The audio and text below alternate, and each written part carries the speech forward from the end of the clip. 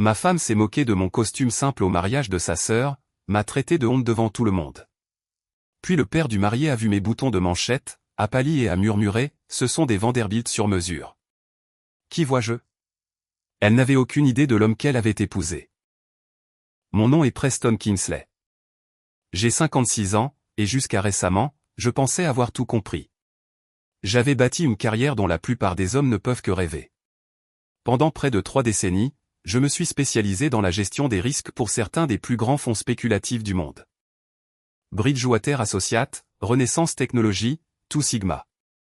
Si vous ne reconnaissez pas ces noms, laissez-moi vous le dire simplement, ce sont les entreprises qui font bouger les marchés. Quand elles éternuent, des économies entières s'enrhument. Et quand elles font une erreur de calcul, c'est là que j'intervenais. J'ai bâti ma réputation pendant la crise financière de 2008. Alors que tout le monde courait partout comme des poulets sans tête, j'étais celui qui signalait discrètement quels produits dérivés étaient sur le point d'imploser et quels swaps sur défaillance de crédit étaient des bombes à retardement. Je n'ai pas sauvé le monde, mais j'ai sauvé quelques fortunes. Des grosses. Le genre d'argent qui fait que les gens se souviennent de votre nom, même s'ils ne le prononcent jamais à voix haute. Puis, il y a environ 8 ans, j'ai tout quitté, j'ai pris mes honoraires de consultant, j'ai investi judicieusement et j'ai disparu dans ce que ma femme aimait appeler une retraite anticipée. J'avais 48 ans, elle en avait 40, et notre fils Bennett venait d'être diplômé de Princeton. La vie était censée être simple après ça. Dîner tranquille, voyages occasionnels, peut-être un peu de bénévolat. C'est ce que je me disais, en tout cas. Mais ma femme, Simone, avait d'autres idées. Elle avait passé tout notre mariage en tant que femme de Preston Kingsley, le consultant, et elle s'était habituée à un certain style de vie. Le problème, c'est qu'elle n'a jamais vraiment compris ce que je faisais. Pour elle, j'étais juste un type qui portait des costumes quelconques et travaillait trop. Elle aimait l'argent mais en voulait à l'homme qui le gagnait. Et quand j'ai pris ma retraite, quand j'ai arrêté de m'envoler pour Londres, Zurich et Tokyo, quand je suis devenu un mari comme un autre à la maison, elle a commencé à me regarder différemment. Non pas avec amour, mais avec déception. Le mariage de sa sœur était censé être une célébration. Au lieu de cela, c'est devenu le moment où tout a changé. Pas à cause de ce qui s'est passé cette nuit-là, mais à cause de ce qui est finalement devenu visible. Parfois, la vérité ne vous frappe pas d'un seul coup. Parfois, elle s'infiltre lentement, comme l'eau à travers une fissure dans les murs, et le temps que vous le remarquiez, toute la structure est prête à s'effondrer. Je portais un simple costume bleu marine ce soir-là. Rien d'extravagant, juste une pièce bien taillée que j'avais fait faire 15 ans plus tôt à Genève. Il m'allait toujours parfaitement. Il avait toujours l'air impeccable. Mais pour Simone, debout dans sa robe de créateur qui coûtait plus que le loyer mensuel de la plupart des gens, c'était une honte. Tu ne pouvais pas t'offrir quelque chose de mieux, a-t-elle dit assez fort pour que 3 invités à proximité l'entendent. Je n'ai pas répondu. J'ai juste glissé mes mains dans mes poches et les regardé s'éloigner, déjà à la recherche de quelqu'un de plus intéressant à qui parler. C'est à ce moment-là que j'ai su que les fondations n'avaient pas seulement développé une fissure. Elles s'étaient déjà effondrées. Je n'y avais tout simplement pas prêté attention. La salle de réception était l'un de ces endroits conçus pour vous faire sentir petit. Plafond voûté, lustre en cristal qui coûtait probablement plus cher qu'une voiture décente, et assez de marbre pour construire un temple romain. La sœur de Simone avait épousé un membre de la famille Whitfield, ce qui signifiait la vieille fortune de Boston, le genre qui ne parle pas d'elle-même parce qu'elle n'en a pas besoin. Tout le monde se connaissait, ou du moins faisait semblant. J'ai reconnu quelques visages du monde de la finance, des associés principaux de cabinets pour lesquels j'avais été consultant, des membres de conseils d'administration qui s'étaient assis en face de moi lors de réunions de crise qu'ils préféreraient oublier. J'ai trouvé un coin tranquille près de la terrasse, loin du bruit. L'air de mai était frais, et je pouvais entendre le quatuor à cordes massacrer un autre morceau classique à l'intérieur. Je ne me cachais pas. Je ne voyais tout simplement pas l'intérêt de rester là à bavarder avec des gens qui oublieraient mon nom dès le lendemain. C'est là que Richard Whitfield m'a trouvé. Le père du marié, grand, les cheveux argentés, avec le genre de présence qui vient de 4 décennies à la tête d'une société de capital investissement qui gérait 12 milliards d'actifs. Je ne l'avais jamais rencontré personnellement, mais je connaissais la firme. Tout le monde dans mon milieu la connaissait. Il s'est approché de moi, un verre de scotch à la main, ses yeux balayant la foule comme s'il évaluait un portefeuille. Puis son regard s'est posé sur moi, plus précisément sur mon poignet alors que j'ajustais ma manchette. Il s'est arrêté net.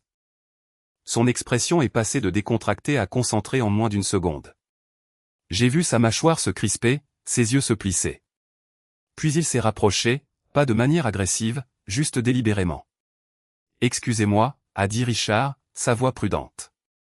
Ses boutons de manchette. J'ai baissé les yeux vers eux. De simples montures en platine, un design sobre, rien de tape à accent grave-l'œil.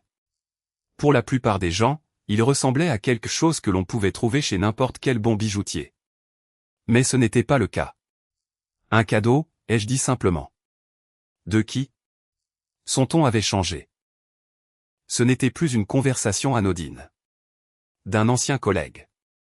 Zurich, 2006. Le visage de Richard a pâli. Pas de façon spectaculaire, juste assez pour que je le remarque. Il a posé son scotch sur une table voisine et s'est légèrement penché, baissant la voix. Ce sont des Vanderbilt sur mesure, a-t-il dit doucement. Je n'ai vu qu'une autre paire dans ma vie. À Genève. Lors d'une réunion privée pendant la crise des subprimes. L'homme qui les portait a empêché Morgan Stanley d'imploser. Je n'ai pas répondu, je me suis contenté de croiser son regard et de laisser le silence parler.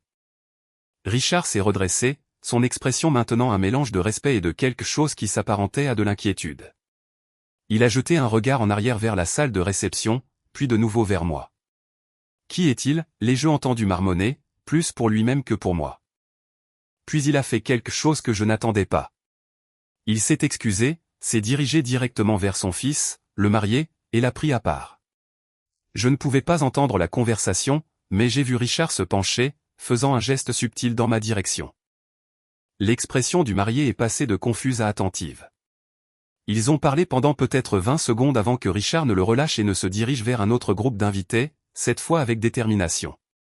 Je suis resté où j'étais, observant l'onde de choc se propager. Richard a parlé à un homme que j'ai reconnu comme le directeur financier d'une banque d'investissement basée à Boston. Cet homme a jeté un coup d'œil dans ma direction, a fait une pause au milieu de sa conversation et a dit quelque chose à la personne à côté de lui. En moins de 10 minutes, il y avait au moins 6 personnes qui me lançaient des regards furtifs. Simone était toujours à l'intérieur, riant avec sa sœur et un groupe de femmes qui semblaient toutes faire leurs achats dans les mêmes boutiques et passer leurs vacances aux mêmes endroits. Elle n'avait pas encore remarqué le changement. Elle n'avait pas vu son mari devenir le centre d'une attention discrète et prudente de la part de personnes qui comptaient vraiment. Mais elle le verrait. Parce que dans des salles comme celle-ci, le pouvoir ne s'annonce pas en grande pompe. Il se déplace comme un courant sous la surface, invisible jusqu'à ce qu'il ait déjà tout changé. Et je venais de devenir ce courant. Pas parce que j'avais fait quoi que ce soit, juste parce que quelqu'un avait enfin reconnu ce que j'avais toujours été. Le changement dans la pièce était subtil, mais indubitable. Je l'avais déjà vu dans des salles de conseil et des salles de conférence, quand quelqu'un réalise qu'il a mal calculé qui détient le pouvoir. Ça commence par des regards, puis des chuchotements, puis une recalibration prudente des positions sociales. 20 minutes après la reconnaissance de Richard Whitfield, j'étais passé d'invisible à incontournable. Un homme s'est approché de moi en premier. Fin de la cinquantaine, costume cher qui lui allait vraiment bien. Le genre de confiance qui vient de la gestion des milliards des autres. Je l'ai reconnu immédiatement. David Fletcher, associé principal chez Blackstone. Nous nous étions croisés pendant la crise de la dette européenne de 2011, bien qu'il ne s'en souvienne probablement pas. J'avais été celui qui avait dit à son équipe quelles obligations souveraines survivraient et lesquelles imploseraient. Ils avaient écouté, et fait une fortune. Preston Kingsley, a dit Fletcher en tendant la main. Pas une question, une affirmation. Je l'ai serré. David. Je pensais que vous aviez disparu après Genève, a-t-il dit, en gardant la voix basse. J'ai entendu dire que vous étiez complètement sorti des radars. C'est le cas. Alors, qu'est-ce qui vous amène ici? Ne me dites pas que vous êtes de la famille des Whitfield. La sœur de ma femme a épousé un membre de la famille, ai-je dit simplement. Les sourcils de Fletcher se sont levés. Votre femme? Il a jeté un regard à travers la pièce où Simone tenait salon, son rire se propageant par-dessus le bruit ambiant. C'est elle? Quoi? Qui vous êtes? Ce que vous avez fait. J'ai bu une gorgée d'eau. Elle sait que j'étais consultant. C'est à peu près tout. Fletcher m'a regardé comme si je venais de lui dire que je possédais le pont de Brooklyn. Vous êtes sérieux? Elle n'a jamais demandé de détails? Mon Dieu. Il a secoué la tête lentement. Preston. Vous avez sauvé Renaissance Technologies d'un effondrement complet en 2008. Vous avez identifié l'exposition aux produits dérivés qui les auraient ruinés avant même que quiconque ne le voie. Jim Simons lui-même m'a dit que vous étiez l'analyste de risque le plus intelligent avec qui il ait jamais travaillé. C'était il y a longtemps. Pas si longtemps. Et les gens s'en souviennent. Bon sang, je m'en souviens. Vous avez prédit l'effondrement des subprimes 6 mois avant qu'il ne se produise. 6 mois. Avez-vous une idée du nombre de personnes qui ont fait fortune grâce à votre analyse? Je n'ai pas répondu. La vérité, c'est que je savais exactement combien. J'avais tenu le compte pendant un temps, à l'époque où je me souciais encore de mon héritage. Mais les héritages sont des choses amusantes. Ils comptent jusqu'au moment où ils ne comptent plus. Et quand je suis parti, j'ai décidé que le mien n'avait plus d'importance. Fletcher a jeté un regard vers Richard Whitfield, qui parlait maintenant à 2 autres hommes que je reconnaissais vaguement. Richard le dit à qui veut l'entendre. D'ici la fin de la soirée, la moitié de cette pièce connaîtra votre nom. Faites-le savoir à votre femme aussi. Surtout à elle. Fletcher m'a étudié un instant, puis a souri. Ce n'était pas un sourire amical. C'était le sourire de quelqu'un qui venait d'observer une main de poker se jouer et qui réalisait qu'il avait misé contre le mauvais joueur depuis le début. Ça va être intéressant, a-t-il dit. Un autre invité s'est approché, puis un autre. Soudain, je n'étais plus l'homme silencieux dans le coin. J'étais le centre d'un cercle restreint mais grandissant, répondant à des questions que je déviais pour la plupart, acceptant des compliments dont je n'avais pas besoin. Pendant tout ce temps, j'ai gardé un œil sur Simone. Elle a remarqué. Finalement. Je l'ai vu se figer au milieu d'une phrase, ses yeux me trouvant à travers la pièce. Pas seulement moi, mais les hommes qui m'entouraient. Des hommes importants. Des hommes dont elle avait passé des années à essayer de glisser le nom dans les dîners. Et les voilà, debout autour de son mari comme s'il était quelqu'un qui méritait leur temps. Son expression est passée de la confusion à quelque chose de plus vif. Pas tout à fait de la reconnaissance. Pas encore, mais presque. Elle s'est excusée auprès de son groupe et a commencé à marcher vers moi, ses talons claquant sur le sol en marbre avec détermination. Ça allait être intéressant, en effet. Simone a fendu la petite foule autour de moi comme si l'endroit lui appartenait, ce qui, dans son esprit, était probablement le cas.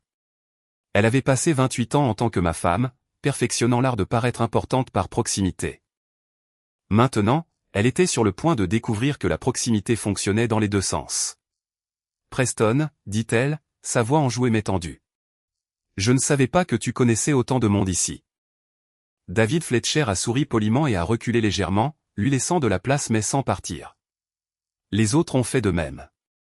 Une retraite respectueuse qui n'était en réalité qu'un positionnement stratégique. Ils voulaient voir ça. Ce n'est pas moi qui les connais, ai-je dit. Ce sont eux qui me connaissent. Son sourire s'est crispé. Je vois. Elle a jeté un coup d'œil à Fletcher, puis aux autres. Je suis Simone, la femme de Preston. Nous nous sommes rencontrés, a dit Fletcher doucement, au gala de charité de Blackstone il y a 3 ans. Vous étiez dans le comité d'organisation. Oh oui, a dit Simone, même si je pouvais dire qu'elle ne se souvenait pas du tout de lui. Quel plaisir de vous revoir. Fletcher a hoché la tête, mais n'a rien dit d'autre. Le silence s'est étiré juste assez longtemps pour devenir inconfortable. Simone s'est tournée vers moi, baissant la voix. Je peux te parler un moment? Bien sûr. Elle m'a conduit vers un coin plus calme près des portes de la terrasse, hors de portée de voix mais toujours visible de la foule. Quand elle s'est tournée pour me faire face, son expression était passée de radieuse à cassante. Qu'est-ce qui se passe, a-t-elle demandé. Que veux-tu dire? Ne joue pas à l'idiot, Preston. Pourquoi tous ces gens s'intéressent-ils soudainement à toi? Ils m'ont reconnu. De quoi?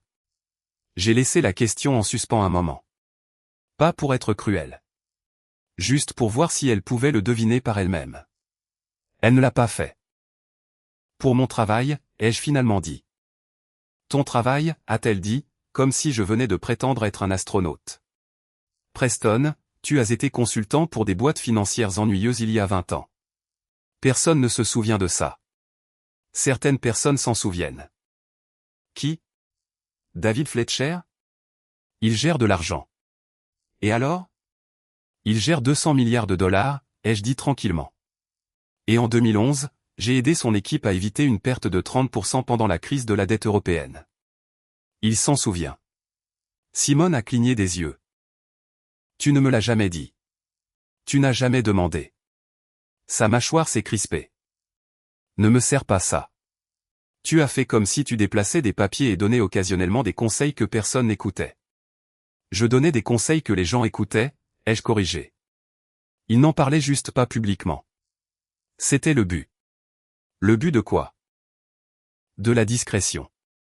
Elle me fixait comme si je parlais une autre langue, ce qui, d'une certaine manière, était le cas. Le monde de Simone était bruyant, visible, plein de gens qui avaient besoin que tout le monde sache à quel point ils étaient importants. Le mien avait été le contraire. Silencieux, invisible, efficace. Richard Whitfield a dit à son fils que tu avais sauvé Morgan Stanley, a-t-elle dit soudainement. C'est vrai? Je ne les ai pas sauvés. J'ai identifié l'exposition qui les aurait détruits et j'ai suggéré comment l'atténuer. Ils ont fait le reste. Quand? En 2008. Pourquoi ne me l'as-tu pas dit? Je te l'ai dit. Je t'ai dit que j'étais consultant en gestion des risques pour de grandes institutions financières. Tu as dit que ça avait l'air ennuyeux. Elle a tressailli, très légèrement, mais je l'ai vu. Parce qu'elle avait dit ça plusieurs fois, généralement en planifiant un événement caritatif ou une virée shopping qui nécessitait ma carte de crédit, mais pas ma présence. Preston, dit-elle lentement, combien d'argent as-tu? C'était la seule question qui comptait vraiment pour elle. Pas ce que j'avais accompli. Pas qui j'avais aidé. Juste un chiffre. Assez, ai-je dit. Ce n'est pas une réponse. C'est la seule que tu auras. Son visage est devenu rouge. Je suis ta femme.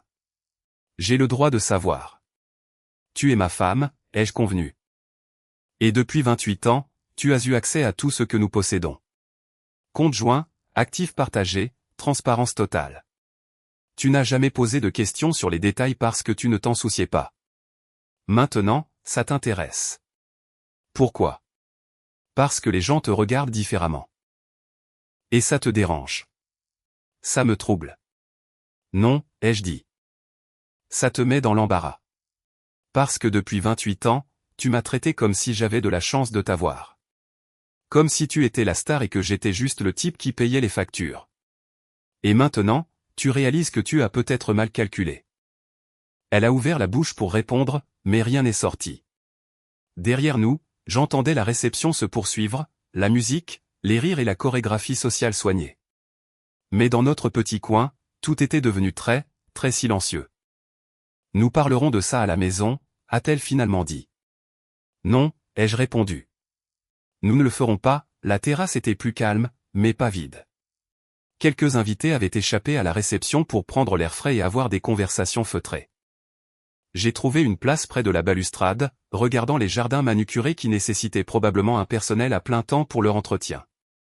La soirée de mai se rafraîchissait, et je pouvais entendre le son lointain du quatuor à cordes à travers les portes ouvertes derrière moi.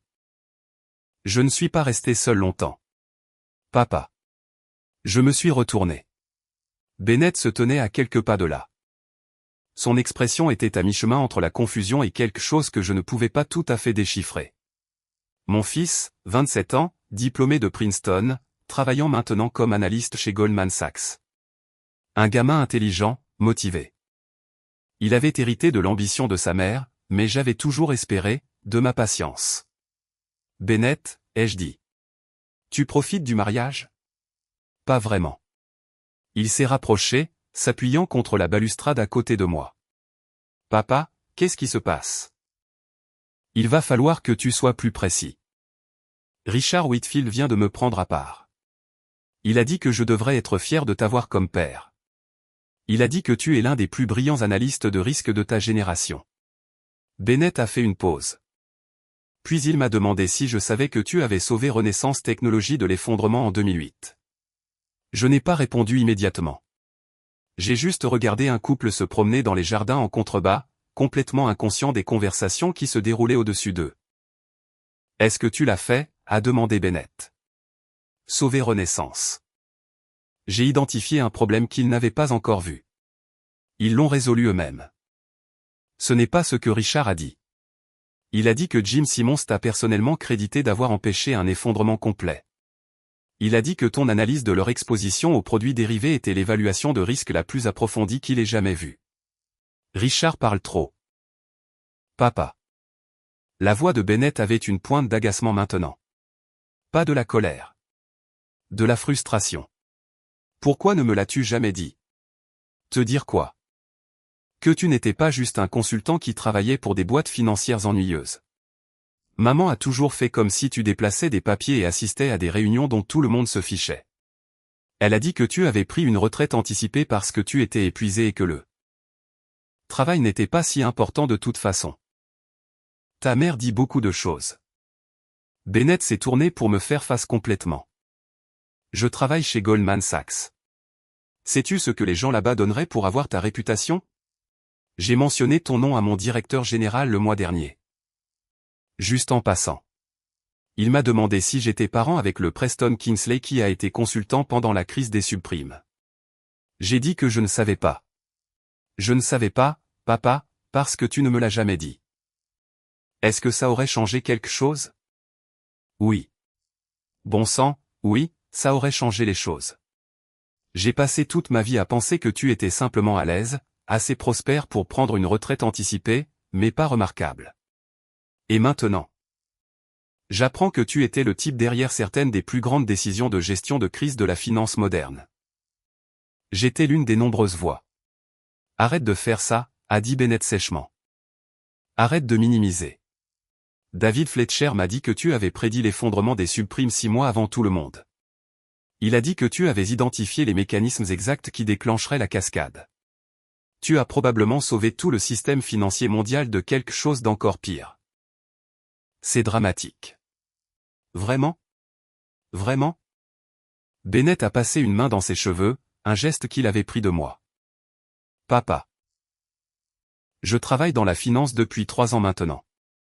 Je sais à quoi ressemble l'analyse des risques. Je sais à quel point il est rare de trouver quelqu'un qui peut voir des schémas que personne d'autre ne voit. Et tu étais cette personne. Tu étais cette personne et tu ne me l'as jamais dit. Tu n'as jamais demandé. Parce que maman m'a dit de ne pas le faire. Elle a dit que tu n'aimais pas parler de ton travail. Que ça te mettait mal à l'aise. Elle a fait comme si tu avais échoué à quelque chose et que tu avais pris ta retraite pour éviter d'y faire face. J'ai senti quelque chose de froid s'installer dans ma poitrine. Pas de la surprise. J'avais soupçonné que Simone avait façonné la perception que Bennett avait de moi, mais l'entendre confirmer était différent. Entendre mon fils le dire à voix haute le rendait réel. Ta mère, ai-je dit prudemment, a sa propre version des événements. Elle n'est pas nécessairement exacte, mais c'est ce qu'elle a besoin de croire. Pourquoi aurait-elle besoin de croire que tu étais un échec? Parce que l'alternative est plus menaçante. Bennett me fixait. Quelle alternative? Que j'étais prospère, respecté, important d'une manière qu'elle ne pouvait ni contrôler ni s'attribuer le mérite.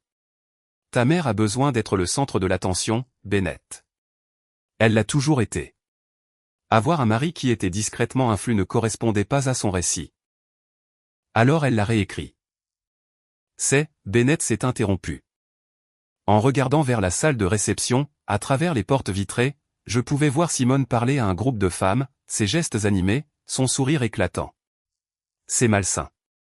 C'est comme ça. Savait-elle au moins ce que tu faisais vraiment? Elle savait ce que je lui disais. Elle a choisi de ne pas demander plus de détails parce qu'elle n'en voulait pas. Les détails auraient compliqué son histoire. Puis il y eut un long silence. Puis il a dit quelque chose qui m'a surpris. Je suis désolé, papa. Pourquoi? Pour ne pas avoir demandé. Pour avoir cru sa version au lieu de découvrir la vérité par moi-même. J'ai 27 ans. J'aurais dû être plus malin que ça. Tu as cru ta mère. Ce n'est pas un défaut de caractère.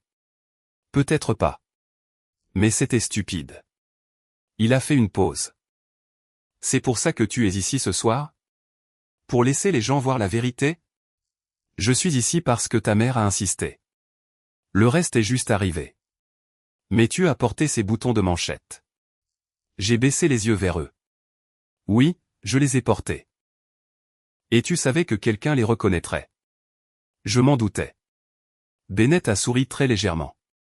Tu voulais que ça arrive. Peut-être que oui, ai-je admis.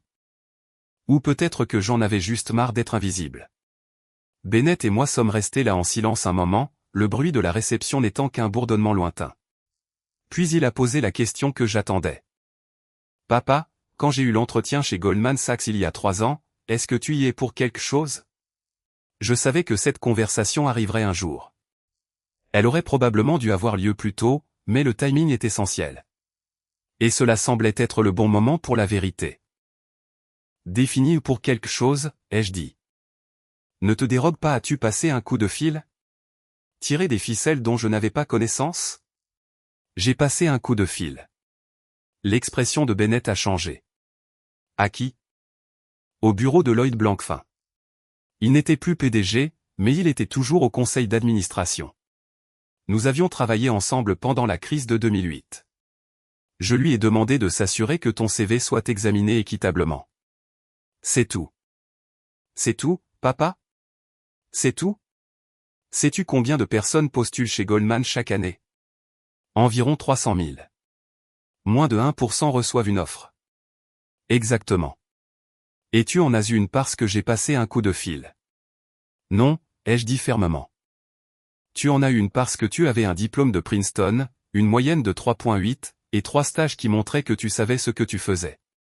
Mon coup de fil a fait atterrir ton CV sur le bon bureau. Tu as mérité tout ce qui a suivi. Mais je n'aurais pas eu la chance sans toi. Peut-être pas. Ou peut-être que tu y serais arrivé d'une autre manière. Tu es intelligent, Bennett. Motivé. Tu n'as pas besoin de moi pour réussir. Il s'est adossé à la balustrade, en train de digérer l'information. Est-ce que maman le sait? Non. Pourquoi pas? Parce qu'elle s'en serait attribué le mérite d'une manière ou d'une autre. Elle aurait trouvé un moyen de faire en sorte que ce soit grâce à ses relations, son influence, son fils parfait qui a réussi grâce à ses conseils. Je ne voulais pas que ce récit soit attaché à ta carrière. Alors, tu n'as jamais rien dit. Je n'ai jamais rien dit. Bennett a secoué la tête lentement. C'est incroyablement altruiste ou incroyablement manipulateur. Je n'arrive pas à décider. Est-ce que ça ne peut pas être les deux? Il a eu un rire bref et sec. Ouais, je suppose que oui. Il a fait une pause. Y a-t-il autre chose? D'autres parties de ma vie que tu as discrètement influencées? J'ai envisagé de mentir. Ça aurait été plus facile, mais nous avions franchi une ligne ce soir et il n'y avait pas de retour en arrière. Ton MBA à Wharton, ai-je dit. Ses yeux se sont écarquillés. Quoi, à propos de ça? La bourse complète que tu as obtenue. Celle qui couvrait les frais de scolarité et de subsistance pendant 2 ans. C'était de la fondation des anciens de Wharton. Ils m'ont dit que j'avais été sélectionné sur la base du mérite. Et il s'est arrêté. Papa, dis-moi que tu n'as pas, je n'ai pas créé la bourse. Elle existait déjà. Mais j'ai fait un don à la fondation il y a 5 ans. 3 millions de dollars. Assez pour doter une bourse complète à perpétuité. J'ai suggéré qu'il pourrait vouloir donner la priorité aux candidats ayant des qualifications spécifiques. Des qualifications que tu avais, par hasard. 2,3 millions. Bennett a prononcé les mots comme s'il les testait. Tu leur as donné 2,3 millions de dollars. Oui. Et maman n'est pas au courant de ça non plus. Ta mère pense que tes études ont été payées par une combinaison de mes économies et de prêts étudiants que tu rembourseras pendant les 20 prochaines années. Elle n'a jamais demandé de détails parce qu'elle supposait que je ne pouvais pas me permettre mieux. Bon sang. Bennett s'est détourné, regardant les jardins. Sait-elle quoi que ce soit de vrai à ton sujet? Elle sait que je t'aime. Ça, c'est vrai. Mais tout le reste? Tout le reste est compliqué. Puis il y eut un long silence. Assez long pour que je pense que la conversation était peut-être terminée. Puis il a dit très doucement, merci. Pourquoi? Pour le coup de fil, pour la bourse, pour t'être soucié de ma carrière, même quand tu savais que je ne saurais jamais que tu m'aidais. Il s'est retourné pour me faire face. Mais papa, à partir de maintenant, peux-tu juste me dire la vérité? Plus d'interventions discrètes. Plus besoin de cacher qui tu es ou ce que tu fais. Je suis un adulte. Je peux le supporter. Le peux-tu? Je vais devoir, n'est-ce pas? Parce qu'après ce soir, tout le monde va savoir. Et ils vont avoir des questions. En effet. Et maman, ta mère, ai-je dit prudemment, va avoir beaucoup de questions, et la plupart des réponses ne lui plairont pas. Bennett a hoché la tête lentement. Puis il a fait quelque chose d'inattendu. Il a tendu la main et a saisi mon épaule, fermement et sûrement. Je suis de ton côté, a-t-il dit. Quoi qu'il arrive ensuite, je suis de ton côté. Je ne me sentais pas capable de parler. Alors, j'ai juste hoché la tête. Et pour la première fois depuis très, très longtemps, j'ai ressenti quelque chose qui s'apparentait à de l'espoir. La réception était entrée dans cette phase où l'alcool coulait à flot et les filtres des gens commençaient à tomber. J'étais retourné à l'intérieur avec Bennett, tous deux silencieux après notre conversation. Mais dès que nous avons franchi les portes de la terrasse, j'ai senti le changement dans la pièce. Il ne s'agissait plus seulement de moi. Il s'agissait de Simone.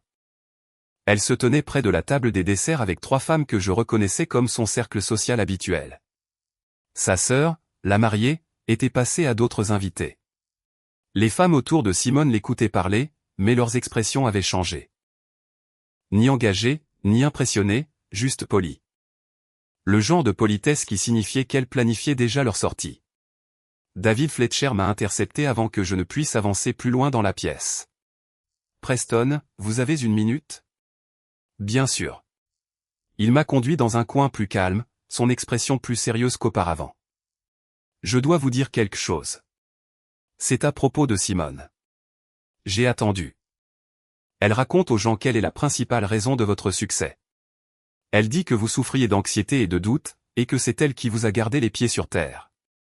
Elle a fait comme si vous vous seriez effondré sans son soutien constant. Elle a dit ça ce soir.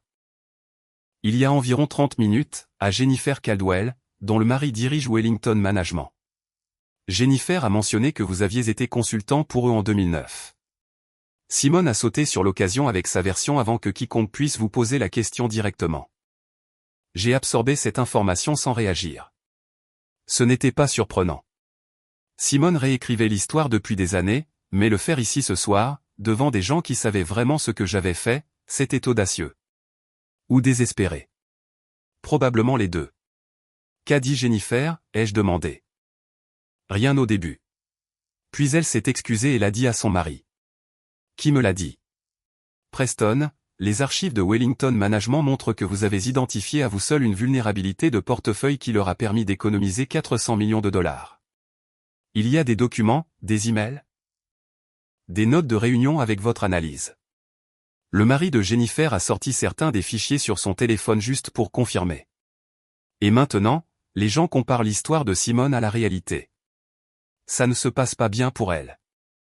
J'ai jeté un regard à travers la pièce. Simone était passée à un autre groupe.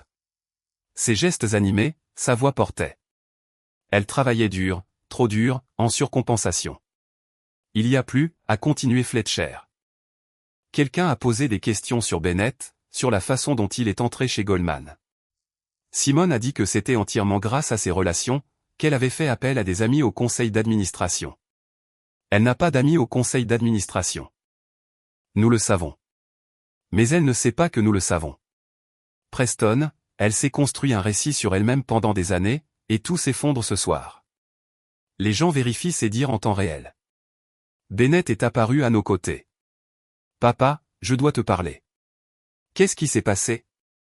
Maman vient de dire à Madame Whitfield que c'est elle qui a financé mes études à Wharton. Elle a dit qu'elle avait économisé soigneusement pendant des années et fait des sacrifices pour que je puisse avoir des opportunités que tu ne pouvais pas fournir. Les sourcils de Fletcher se sont levés. C'est une affirmation audacieuse. C'est une fausse affirmation, ai-je dit doucement. Et Madame Whitfield le sait probablement. Elle le sait, a confirmé Bennett. Son mari est au conseil de développement de Wharton. Il a vérifié les registres des bourses sur son téléphone. Il a vu ton don. Il a vu ton nom sur la dotation. Comment Simone a-t-elle réagi quand elle l'a découvert, ai-je demandé. Elle ne le sait pas encore. Madame Whitfield ne l'a pas confrontée. Elle s'est juste excusée. Mais papa, les gens parlent. Ils parlent vraiment, et pas en faveur de maman. J'ai de nouveau regardé à travers la pièce. Simone était toujours en représentation, essayant toujours de contrôler le récit, mais le public avait changé. Il n'y croyait plus. Devrais-je dire quelque chose, a demandé Bennett. Devrais-je lui dire d'arrêter? Non, ai-je dit. Laisse-la finir. Papa, Bennett, ta mère a passé 28 ans à construire une version de la réalité qui la place au centre de chaque succès. Ce soir, c'est la première fois que cette version est confrontée aux faits. Laisse-la voir ce qui se passe quand les histoires rencontrent les preuves. Fletcher m'observait attentivement.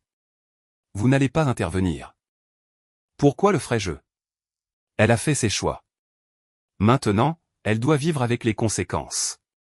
C'est froid, Preston. Non, c'est juste. Je les ai laissés là et je me suis dirigé vers le bar. Pas pour l'alcool, juste pour l'espace. Mais je n'ai pas fait 3 pas avant que Richard Whitfield ne m'intercepte. Preston, a-t-il dit à voix basse. Nous devons parler de la fondation. Quelle fondation? Celle que votre femme prétend diriger. La Brighton Children's Foundation. Elle a dit aux gens qu'elle en est la directrice exécutive. Qu'elle l'a bâtie à partir de rien. Elle est au conseil d'administration, ai-je dit. Elle n'est pas la directrice exécutive. Je sais. Je siège au comité consultatif. Nous avons eu une réunion le mois dernier. Elle y a assisté pendant 20 minutes, n'a rien apporté, puis est partie plus tôt pour un rendez-vous au spa. Ça lui ressemble. Preston, la fondation reçoit un don anonyme de 500 000 $ chaque année. Depuis 8 ans. C'est vous, n'est-ce pas? Je n'ai pas répondu. C'est vous, a dit Richard. Et elle ne le sait pas. Elle s'est attribué le mérite de la croissance et du succès de la fondation, racontant aux gens qu'elle est personnellement responsable de son expansion, mais tout le budget de fonctionnement provient de votre argent. La fondation fait du bon travail, ai-je dit. C'est ce qui compte. D'accord, mais elle construit sa réputation sur un travail qu'elle ne fait pas réellement. Et ce soir, les gens s'en rendent compte. La réception touchait à sa fin, mais les dégâts s'accéléraient. De ma position près du bar, j'ai observé Simone passer d'un groupe à l'autre. Chaque conversation plus courte que la précédente. Les gens étaient polis, mais la chaleur avait disparu, remplacée par autre chose. Pas de l'hostilité, juste de la distance. Bennett m'a rejoint, l'air troublé. Papa, ça devient grave. Je sais. Tu ne devrais pas faire quelque chose? Comme quoi? Je ne sais pas. Dire quelque chose. Dire aux gens de la laisser tranquille. La défendre. La défendre de quoi? De la vérité? Bennett a tressailli. C'est quand même ma mère. Oui. Et c'est quand même ma femme. Ça ne veut pas dire que je dois la protéger des conséquences qu'elle a elle-même créées. Nous avons regardé Jennifer Caldwell s'approcher de Simone. La conversation fut brève. Je ne pouvais pas entendre les mots, mais j'ai vu l'expression de Simone passer de la confiance à la défensive. Jennifer a dit autre chose, son ton ferme mais pas cruel, puis s'est éloignée. Simone est restée là un moment, seule au milieu d'une salle bondée. Puis elle a regardé autour d'elle, vraiment regardé, et pour la première fois ce soir, je l'ai vu comprendre ce qui se passait. Les sourires étaient plus minces, les salutations plus brèves. Les gens évitaient son regard, trouvaient des excuses pour aller ailleurs. Elle était mise à l'écart. Lentement, prudemment, mais sans équivoque. Ses yeux m'ont trouvé à travers la pièce. Non pas avec colère, mais avec panique. Elle a marché rapidement vers moi, ses talons claquant sur le sol en marbre. Quand elle m'a atteint, sa voix était tendue. Nous partons. Maintenant. La réception n'est pas terminée. Je m'en fiche. Nous partons. Vas-y. Je trouverai mon propre moyen de rentrer. Ses yeux se sont écarquillés. Excuse-moi. J'ai dit que tu pouvais partir. Je reste. Preston, les gens disent des choses. Des choses horribles sur moi. Disent-ils des choses qui ne sont pas vraies? Elle a ouvert la bouche, puis l'a refermée. Tu aimes ça? Non, j'observe. Il y a une différence. C'est de ta faute. Tu as dit des choses aux gens. Tu m'as fait passer pour une mauvaise personne. Simone, je n'ai pas dit un mot sur toi de toute la soirée. Pas un seul mot. Tout ce que les gens apprennent, ils l'apprennent parce que tu as raconté des histoires qui ne tenaient pas la route.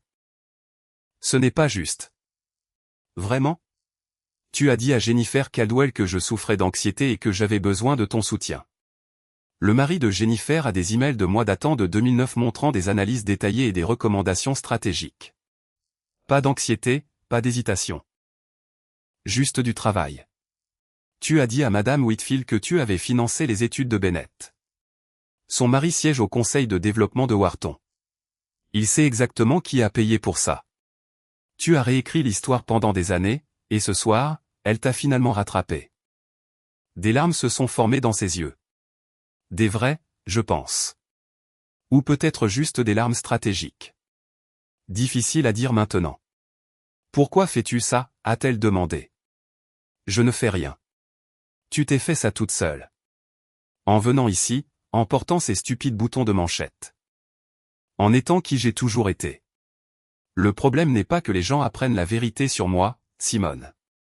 Le problème, c'est qu'ils apprennent la vérité sur toi. Elle m'a giflé. Pas fort, mais assez sèchement pour que plusieurs invités à proximité se retournent. La pièce est devenue plus calme, pas silencieuse, mais sensiblement plus feutrée.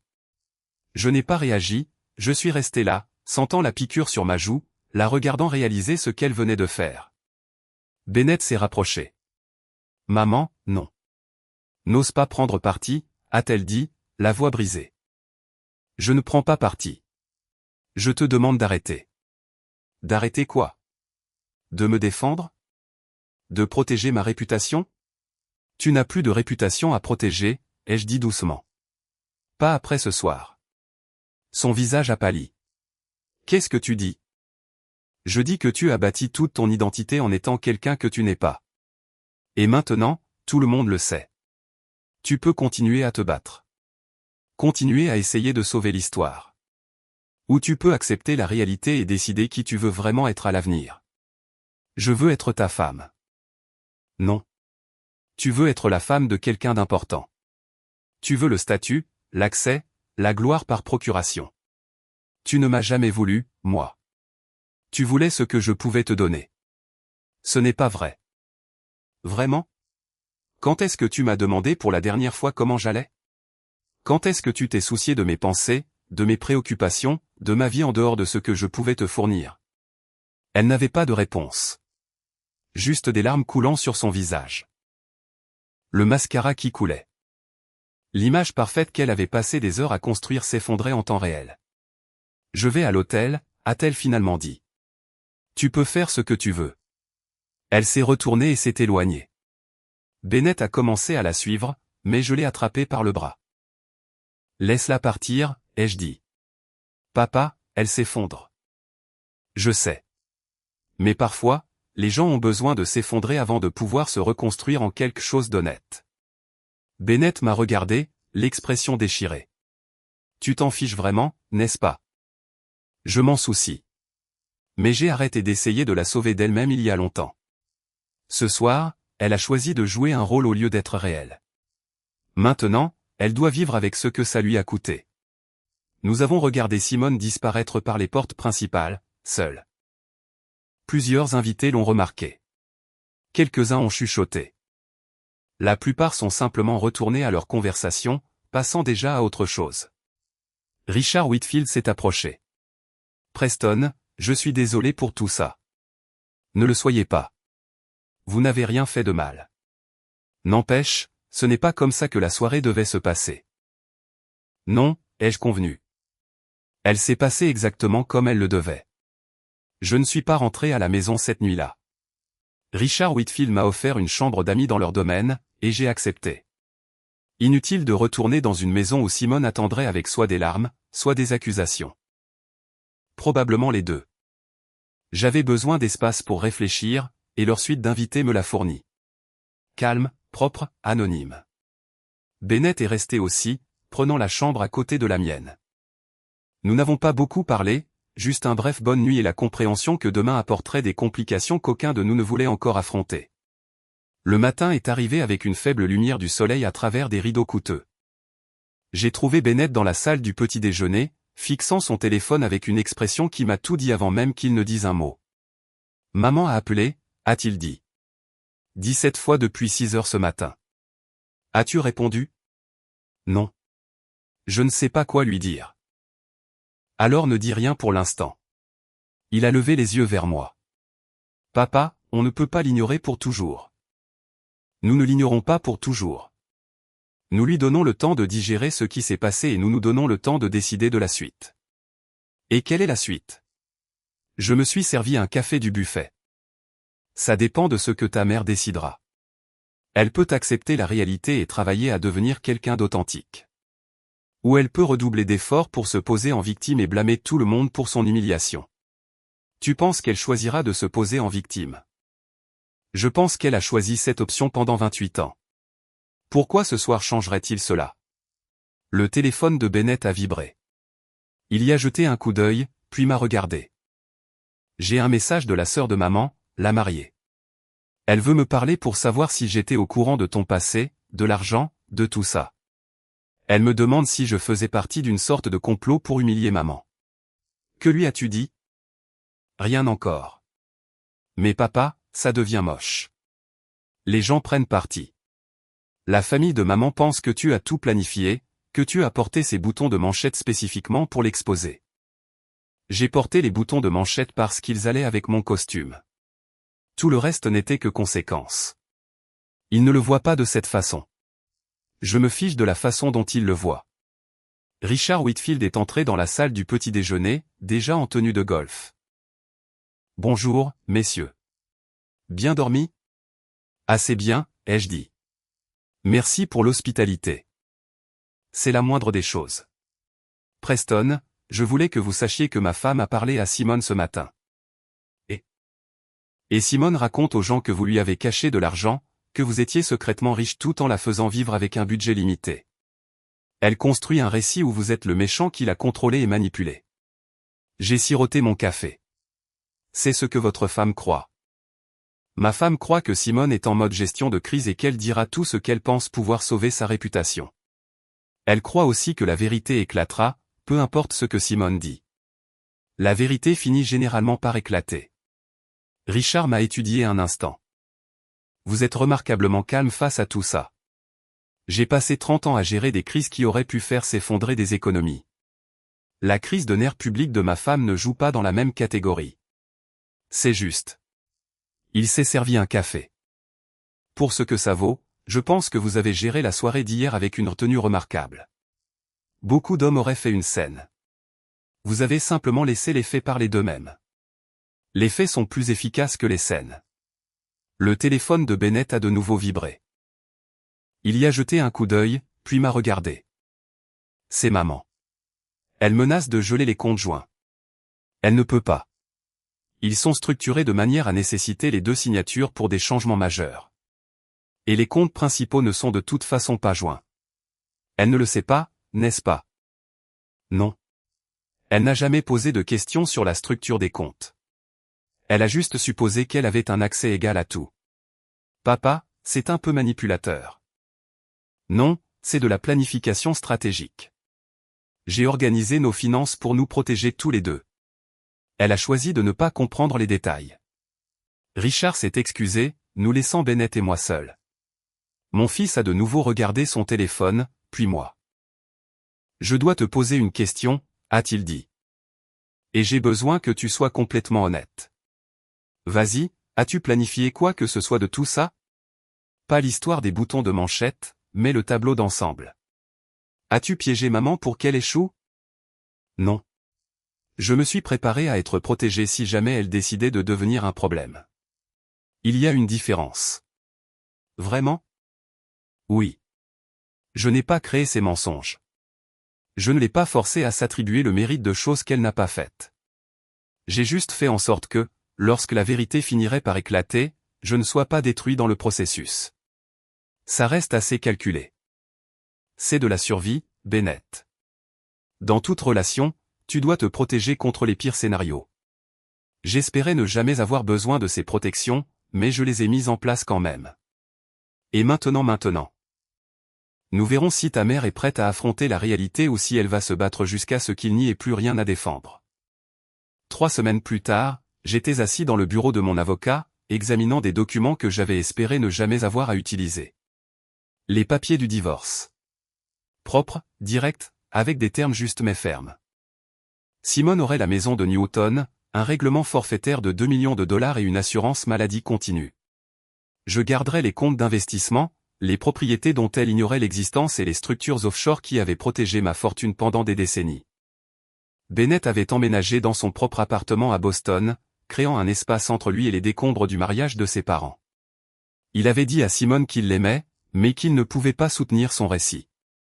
Il lui a dit que mentir à son sujet, c'était mentir à son sujet à lui, et qu'il ne participerait pas à ça. Elle l'a traité de traître. Il l'a traité de malhonnête. Il ne s'était pas parlé depuis. David Fletcher m'avait appelé 2 fois pour me proposer des missions de conseil. Apparemment, la nouvelle s'était répandue que j'étais de retour en circulation, et plusieurs firmes voulaient mon analyse sur les risques des marchés émergents. J'ai poliment décliné. J'en avais fini avec cette vie, mais il était bon de savoir que l'option existait. Richard Whitfield m'avait invité à rejoindre le conseil d'administration de sa société de capital investissement. J'avais accepté. Non pas parce que j'avais besoin du poste, mais parce que je voulais faire quelque chose de significatif avec la prochaine phase de ma vie. Et parce que l'ironie de voir Simone perdre son statut social alors que je gagnais en influence ne m'échappait pas. La Brighton Children's Foundation continuait de fonctionner, mais j'avais restructuré le conseil d'administration. Simone n'était plus répertoriée comme donatrice-fondatrice, juste comme une ancienne contributrice dont l'implication avait pris fin. Le travail de la fondation continuait, mieux financé et mieux géré qu'il ne l'avait été sous sa direction nominale. Mon avocat a levé les yeux des documents. Elle va se battre, Preston. Son avocat a déjà envoyé 3 contre-propositions, chacune exigeant plus d'argent et essayant de réclamer la moitié d'actifs dont elle ne connaît même pas l'existence. Laisse-la se battre. Le contrat de mariage est en béton et les structures de protection des actifs sont légales. Elle obtiendra exactement ce que l'accord stipule, rien de plus. Elle dit aux gens que vous la maltraitez financièrement. Les gens peuvent vérifier les termes du règlement. 2 millions de dollars plus une propriété, ce n'est pas de la maltraitance. C'est plus que juste. Elle prétend aussi que vous l'avez isolée socialement. Je ne l'ai pas isolée. Elle s'est isolée elle-même en construisant une réputation sur des mensonges. Lorsque ces mensonges ont été exposés, les gens ont fait leur propre choix quant à savoir s'ils voulaient s'associer avec elle. L'avocat a hoché la tête lentement. Vous avez bien réfléchi à tout ça. J'ai eu 28 ans pour y réfléchir. J'ai signé les documents. Chaque signature ressemblait à la fermeture d'un chapitre qui aurait dû se terminer il y a des années. Sans colère, sans regret, juste avec clarté. Bennett m'a rejoint pour dîner ce soir-là dans un restaurant tranquille de Cambridge. Il avait l'air fatigué, mais plus apaisé qu'il ne l'avait été depuis des semaines. L'avocat de maman m'a appelé, a-t-il dit. Il veut que je témoigne que tu étais contrôlant et émotionnellement distant. Et tu vas le faire? Non. Parce que ce n'est pas vrai. Tu étais distant, oui, mais c'est parce que maman rendait impossible d'être autre chose. Chaque fois que tu essayais de t'impliquer, elle te rejetait ou trouvait un moyen de tout ramener à elle. Tu n'as pas à me défendre, Bennett. Je ne te défends pas. Je ne fais qu'énoncer des faits. Et j'ai dit à son avocat que s'ils insistent, je fournirai des documents sur chaque mensonge que maman a raconté sur notre famille. La bourse de Wharton, l'entretien chez Goldman, la fondation, tout ça. Ça ne la fera pas te détester moins. Je sais. Mais ça me fera moins me détester moi-même. Et c'est ça qui compte le plus. Nous avons mangé dans un silence confortable pendant un moment. Puis Bennett a posé la question que j'attendais. Penses-tu qu'elle comprendra un jour ce qu'elle a fait de mal? Probablement pas. Comprendre exigerait de l'humilité. Et ta mère a construit toute son identité en évitant cela. Donc, elle continuera simplement à être la victime. Très probablement. Mais c'est son choix, pas notre fardeau. Et toi? Quelle est la suite pour Preston Kingsley? J'ai souri légèrement. Un travail qui a du sens. Des relations honnêtes. Une vie qui n'exige pas de jouer un rôle. Ça a l'air simple. Ça l'est. C'est ce qui le rend précieux. Bennett a levé son verre. À la simplicité. J'ai levé le mien. À l'honnêteté. Nous avons bu. Et pour la première fois en 28 ans, j'ai eu l'impression de pouvoir respirer. Pas parce que j'avais gagné quoi que ce soit. Pas parce que Simone avait perdu. Mais parce que j'avais enfin arrêté de prétendre qu'un mariage construit sur des illusions pouvait un jour devenir réel. Certaines structures sont trop endommagées pour être réparées. On ne les répare pas. On s'en va et on construit quelque chose de mieux. Et c'est exactement ce que j'avais l'intention de faire.